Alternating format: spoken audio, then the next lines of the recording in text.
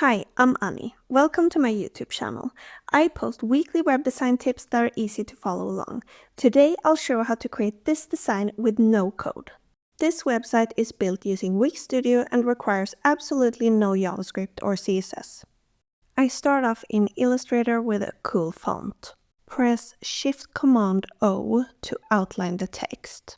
Press Shift-Command-G to ungroup the text. Press V for Selection tool. And then you can select any letter you want to make edits to. Press N for the pencil tool and just draw however you want to edit the shape. Usually when I want to subtract one shape from another, I use Pathfinder minus font, as I did with the letter O here. When using Adobe Firefly to make a cool image from a text like this, it's best not to have that text be too thin. That's why I'm just thickening the letters a bit.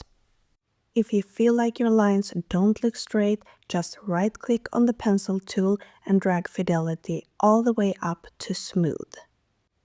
This will instantly make your lines super smooth.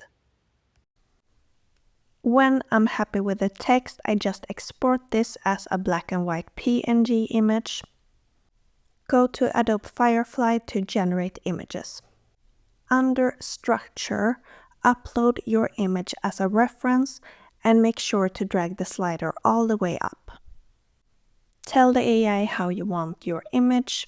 I usually explain that it's text in the image and what the text is saying. That's how I find I get the best results. I started off with a glossy metallic pink text, glossy, dripping, and then I adjusted the prompt a little bit because I felt like this was not the look I was going for. I added floating, which was a little bit more in the direction I wanted, but I ended up changing the prompt completely to pink metallic text, glossy, floating with bubbles. When I have an image I like, I open it up in Photoshop. In my video just before this one, I have a tutorial showing you how I separate one image into multiple images like this. You could say these are the different layers of the image. In Wix Studio, I add the background image, and then I add all the other images on top, placing them how I think it will look good. For the bubbles, I place them approximately where they were in the original image because that's how the lighting will look the most authentic. Because bubbles are usually transparent and these are opaque images, I adjust the transparency on each bubble. So I adjusted image opacity to 70%, which means it's 30% transparent. This will allow the text behind to peek through when they overlap, making it look more realistic. Now it's time to add the animations. All of the animations for this design is mouse effects.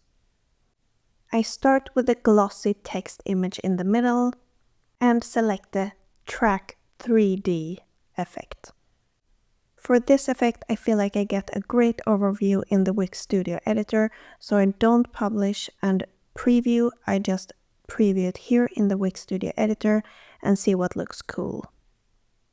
For the bubbles, I use the mouse effect blob. I try around a bit to see what looks the coolest. I use slightly different settings on all the bubbles. On some of them I use follow mouse, and on the others I use invert mouse to get a cool effect where it's not really following the mouse, but everything's moving. And that's exactly how I built this animated website using Wix Studio.